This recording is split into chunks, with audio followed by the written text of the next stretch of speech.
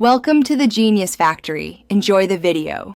You start now, put on gloves and drape a towel to protect clothing.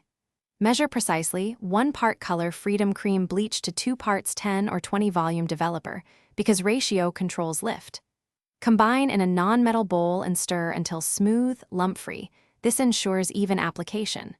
Once mixed, work quickly but calmly. The chemistry activates immediately, so you need steady strokes. Keep a timer ready and have cotton and clips to section hair before you move to apply. Section hair into 4 to 6 manageable panels. Good sectioning gives even lift. You apply the paste to mid-lengths and ends first because roots process faster. Leave roots for the final pass. Use thin panels and saturate each strand. Press and comb through so product is continuous along the hair.